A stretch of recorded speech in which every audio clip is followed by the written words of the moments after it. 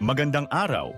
Sa video na ito, tatalakayin natin ang ikalimang kabanata ng Florante at Laura ni Balagtas na may pamagat na Panawagan kay Laura, saknong 55 hanggang 68. Pag-aaralan din natin ang maikling buod, mga mahahalagang pangyayari, tauhan, tagpuan, talasalitan at aral, mensahe o implikasyon na matatagpuan sa kabanatang ito.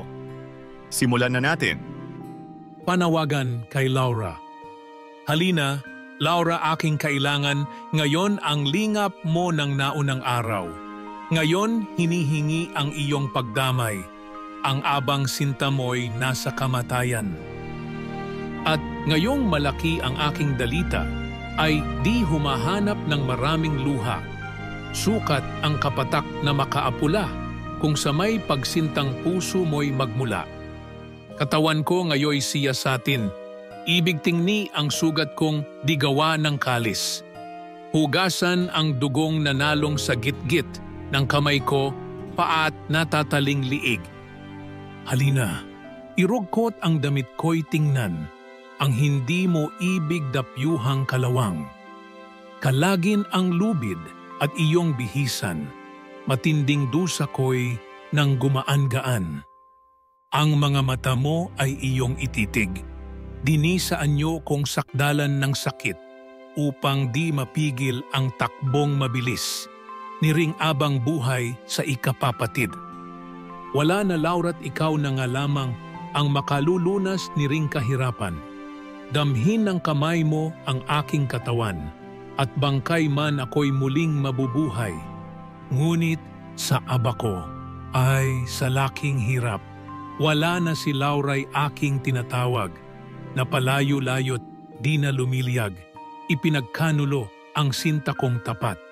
Sa ibang kandungay ipinagbiyaya, ang pusong akin na at ako'y dinaya. Buong pag-ibig ko'y ipinanganyaya, nilimot ang sinta at sinayang ang luha. Alin pa ang hirap na di na sa akin? May kamatayan pang di ko daramdamin? Ulila sa ama at sa inang nag-angkin, walang kaibigat nilimot ng giliw. Dusa sa puri kong kusang sinifayo, palasong may lasong natirik sa puso. Habag sa ama ko'y tunod na tumino, ako'y sinusunog ni ring panibugho. Ito'y siyang una sa lahat ng hirap, pagdaya ni Laura ang kumakamandag. Dini sa buhay ko'y siyang nagsasadlak, sa libingang laan ng masamang palad. O Conde Adolfo, inilapat mo man sa akin ang hirap ng sansinukuban.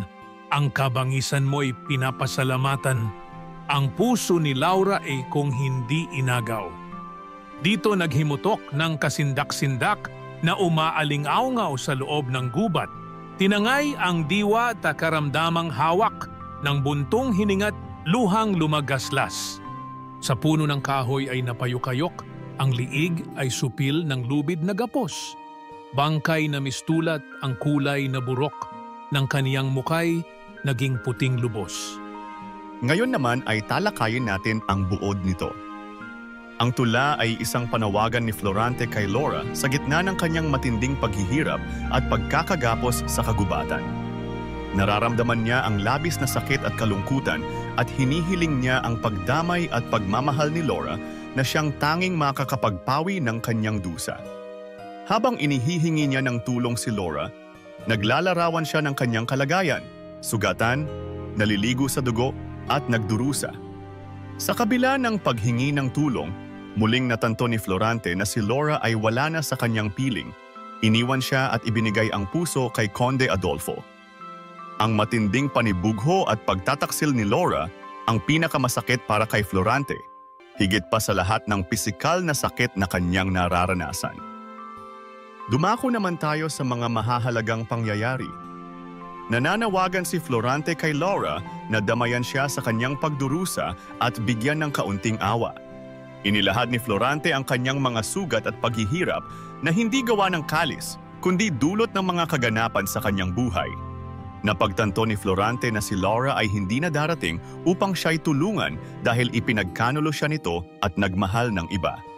Inilahad ni Florante ang lahat ng kanyang sakit. mula sa pag-iwan ng mga mahal sa buhay hanggang sa pagtataksil ng kanyang minamahal.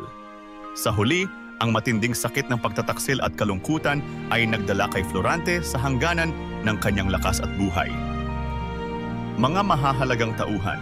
Florante, ang pangunahing tauhan na nasa matinding paghihirap dahil sa pagkakagapos sa kagubatan. Siya ang nagsasalaysay ng kanyang sakit at patuloy na tinatawag si Laura upang humingi ng pagdamay. Laura, ang minamahal ni Florante na tinalikuran siya at ipinagpalit kay Conde Adolfo. Ang kanyang pagkawala at pagtataksil ang pinakamalaking pasakit kay Florante. Conde Adolfo, ang kaaway ni Florante na umagaw sa puso ni Laura at nagdulot sa kanya ng matinding pagdurusa. Dumako naman tayo sa tagpuan. Ang tagpuan ng kwento ay sa loob ng isang gubat kung saan nakagapos si Florante at naghihirap. Ngayon naman ay talakayin natin ang mga talasalitaan na ginamit dito. Dalita, paghihirap o pagdurusa, pagdamay, pakikibahagi sa kalungkutan o problema ng iba. Kalis, isang uri ng patalim o espada. Lubid, tali o gapos na nagbibigkis sa katawan ni Florante. Panibughok, matinding galit o selos. Himutok, malalim na hinagpis o pagdadalamhati. Panawagan, paghingi ng tulong o awa mula sa iba. At ngayon ay alamin naman natin ang mga aral o mensahe ng tula. Ang pagmamahal na walang hanggan ay nangangailangan ng katapatan at pagdamay, lalo na sa mga oras ng matinding pagsubok. Ang pagkawala ng pagmamahal ay mas masakit kaysa sa pisikal na pagdurusa. Hindi lahat ng sakit ay pisikal. Minsan, ang sakit ng damdamin, lalo na ang pagtataksil at pagkawala ng tiwala, ay higit na mas matindi at mas mahirap pagalingin. Ang pagkakaroon ng tunay na kasama sa buhay ay mahalaga, ngunit ang pagtataksil ay nagdadala ng walang katapusang pighati at kalungkutan na nagdudulot ng higit pang hirap sa isang taong nagmamahal ng lubos. At diyan nagtatapos ang ikalimang kabanata ng Florante at Laura, Panawagan kay Laura. Ano ang natutunan mo dito? I-comment mo na ang iyong sagot. Inaanyayahan ka din namin na i-like, subscribe, at i-click ang notification bell para lagi kang updated sa mga susunod naming videos. Hanggang sa muli, maraming salamat sa panonood.